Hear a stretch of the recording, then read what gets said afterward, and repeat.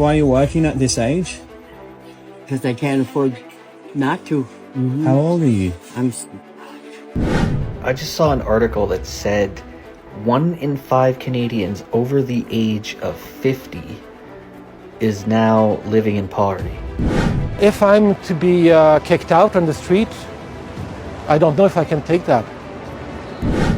In modern Canada, it looks slightly different. It looks like seniors choosing between groceries and medication. Before groceries, before meds, before gas or transit. This is why more seniors are showing up at food banks than ever before. Welcome back to Canadian Rant. Today we're talking about something that honestly should make a lot of people stop and think. Because if the reports are accurate, then something is very wrong in Canada. According to coverage highlighted by CTV News, roughly 1 in 5 Canadians over the age of 50 are now living at what's considered a poverty-level standard of living. Think about that for a moment. These are people who worked for decades, people who paid taxes, people who helped build the country we live in today. And now many of them are facing impossible choices. Groceries or medication, heating the home or paying rent. Basic necessities that no one should have to struggle with after a lifetime of work. Canada often talks about compassion, social programs, and taking care of its people. But is Canada failing its seniors? Or has the cost of living become so high that even the middle class can no longer afford to retire? Today we're going to talk about what's happening, and why more Canadians are starting to worry about the future. Let's get into it. Do you think CPP and old age security will save you? Let's look at the numbers. Average CPP payout, $760 per month. Old age security, $713 per month if you qualify fully. So best case, you're bringing in about $1,500 a month. But rent on a 1-bedroom in Toronto, $2,300. You're already $800 in the red before groceries, before meds, before gas or transit. This is why more seniors are showing up at food banks than ever before.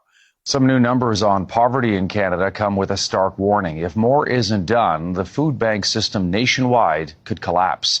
Why credit card debt among seniors has hit $108 billion, the highest in Canadian history.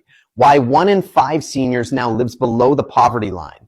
This isn't just a personal crisis, it's a systemic collapse happening in real time. If I'm to be kicked out on the street, I don't know if I can take that. And from the age of 12, first attempt, every time, and there's been 7, no more than that. It's getting harder, it's getting scarier, it's getting dreadier, like ghoulish almost. It's scary, so no. It's maybe one day will be to made what the coat hanger is to abortions. I just saw an article that said 1 in 5 Canadians over the age of 50 is now living in poverty and experiencing some level of deprivation, whether it's food or housing or anything else that you need to live. And those people are going into an age where they shouldn't be working as much, and they will be more of a cost to the healthcare system. But what's the government doing? They're not thinking about that. They're just thinking, oh, we'll just give them MAID. Canada, the country where instead of giving MAID to PDF files, we give it to Canadians that have worked their whole lives here. For a country that constantly lectures the world about compassion and social programs, this statistic should make Canadians deeply uncomfortable and upset. According to a report highlighted by CTV News, roughly 1 in 5 Canadians over the age of 50 are living at what's described as a poverty-level standard of living. And when people hear the word poverty, they often imagine extreme situations. In modern Canada, it looks slightly different. It looks like seniors choosing between groceries and medication. It looks like people who worked for over 40 years still needing to work into their late 60s and 70s, even older, just to cover rent. It looks like couples turning the heat down in winter because their fixed income can't keep up with energy bills. It looks like people skipping dental care, delaying medical treatments, and cutting meals because food prices are fucking mental. Meanwhile, the cost of living keeps climbing. Housing, property taxes, utilities, insurance, groceries. While retirement savings get eaten alive by inflation. Remember, these are not Canadians who failed, who fucked up. These are the ones who put in their time. They bled for this country. They worked. These are not some motherfuckers getting a free handout. It's the height of disrespect. So here's the question Canadians should be asking.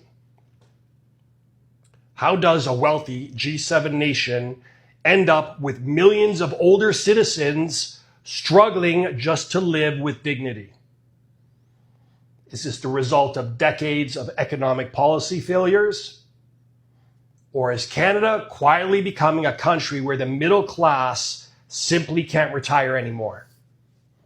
Do you believe Canada is failing its seniors? Yes or no? 1 in 5 Canadians over 50 are living at a poverty-level standard of living. The same generation that's now struggling financially is largely the generation that voted for the liberal policies that created this mess. For years, they voted for bigger government, higher taxes, more regulation, more spending, thinking it would create some kind of safe, comfortable system. Eventually, the bill arrives, and now that bill is hitting the very people who helped vote the system in. The system they voted for doesn't protect them, and this is the real lesson younger Canadians need to understand. Government doesn't create prosperity. Productivity does. Investment does. Ownership does. If you're relying on politicians to secure your future, history is already showing you how that story ends. In Canada, we have a problem because there's a whole lot of old people and not very many younger people.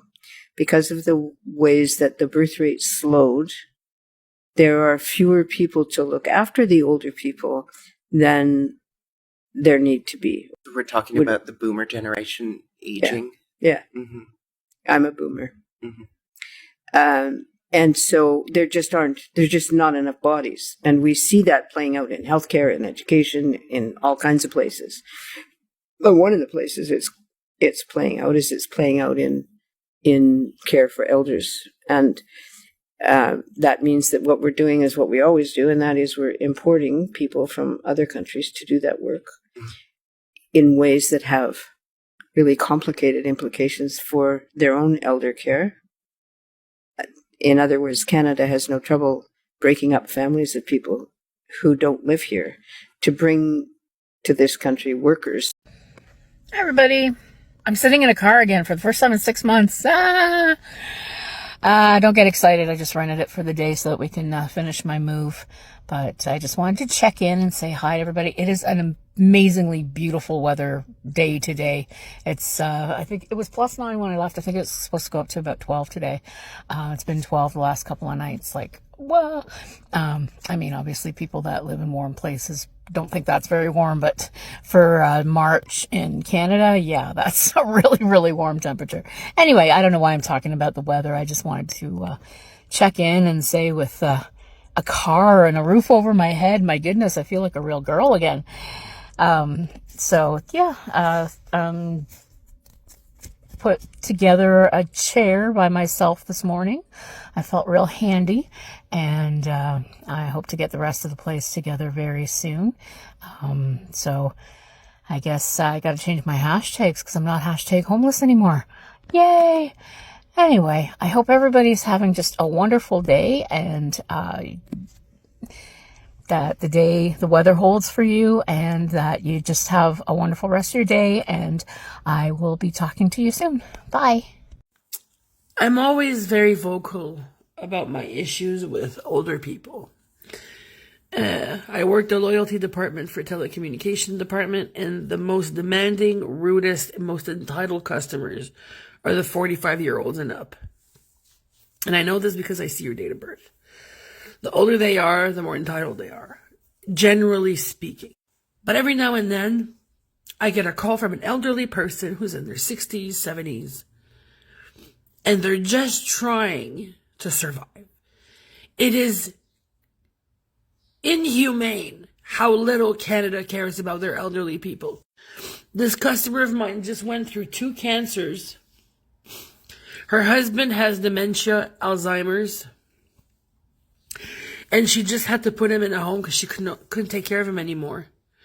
Her rent is $1,100 in her home that she's in right now, and it's like $2,000 for her husband. And the only revenue she has is her pension because she raised her kids. And her husband has limited income and has to pay for his home. So this lady finds herself all by herself, having to cancel services that she kind of needs. She had to cut her TV, had to cut her cell phone. And she says she's going to have to ask her kids for help for rent or find a job. This lady's in her 70s. And she was telling me how they planned for retirement, how they did everything they were supposed to do.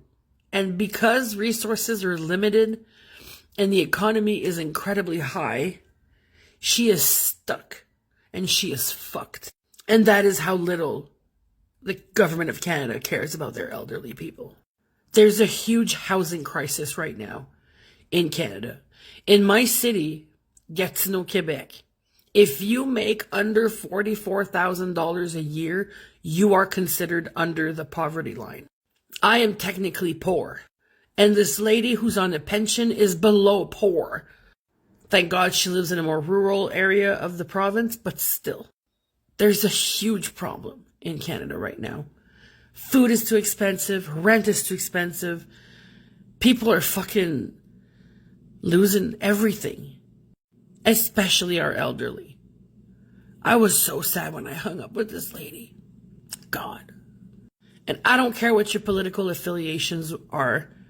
I don't care what you believe.